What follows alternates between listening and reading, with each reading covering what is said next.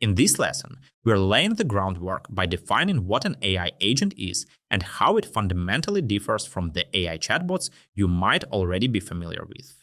For many years, digital tasks, especially complex ones like research, analysis, and development, have required step-by-step human involvement.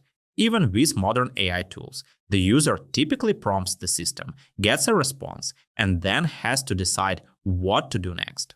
This is how chatbots like ChatGPT or Claude operate. They are reactive systems that generate responses to whatever prompt they're given. AI agents, on the other hand, are designed to operate autonomously. You give them a high-level goal and they take over from there, planning, reasoning, selecting tools, executing actions, and adjusting as needed. They don't just respond to instructions, they actively pursue an objective until it's completed. This distinction is more than technical. It changes how we interact with these systems. Instead of directing every step of a process, you delegate the entire objective to an intelligent agent that plans and executes autonomously. Manus is an example of this next generation of AI agents. Manus launched in early 2025 and represents a fundamental shift in how autonomous AI agents operate.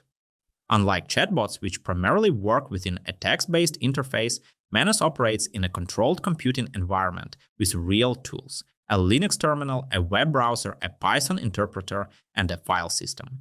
It can access and navigate websites, write and run code, manipulate files, and produce functional outputs, not just information.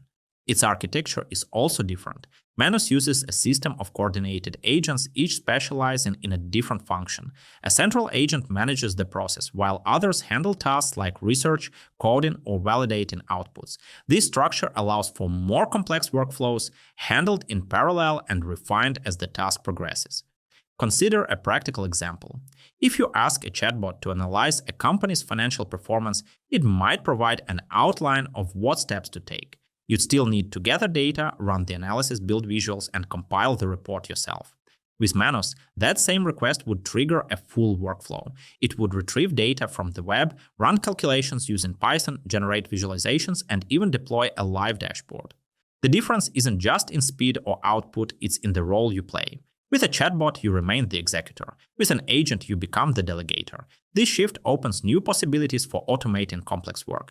It also demands a new way of thinking about AI, not as a tool that answers questions, but as a system that completes tasks.